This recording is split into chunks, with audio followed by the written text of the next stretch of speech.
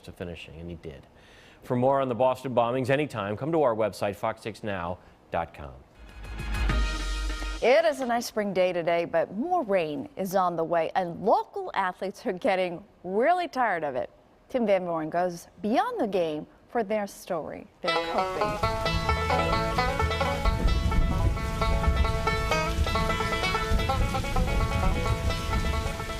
Scotty, what is going on? Hey Corey, what's up? It will not stop raining. We cannot get a game in. What did we do to get such bad luck? The UWM baseball team played its opener this year on February 15th. 2 months later, the Panthers were still trying to figure out why they still hadn't been able to play a home game. Whoa, Scott, whoa. If you open umbrellas indoors, is bad luck? Whatever. If a Division I college program can't get its games in because of the Wisconsin weather, imagine what's happening or not happening on the high school diamonds. You get rainy springs, but never anything where we've canceled pretty much every sport the whole spring. St. Francis uses Milwaukee County fields for its summer baseball and spring softball schedules. We would play probably about 15 games here a season.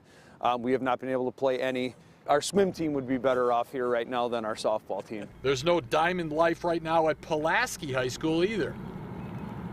Sometimes we'll have to cut this gym in half and have soccer on one side and baseball on another side, or softball and track. So oftentimes our track team is kicked into the hallways of the school to practice. The juggling act gets even more involved when a game is postponed. I contact the other school's AD, work with them to figure out when they would have an open date. We contact the bus company to let them know that we have to cancel and reschedule as soon as we can figure out a date that works. We have to contact the county to reserve the field for a game, and then once it all works out, you have to figure out how that can work best for the student athletes. As you can see out in our parking lot, there's not many student cars, so I can't think of any off the top of my head who have a car to just go home.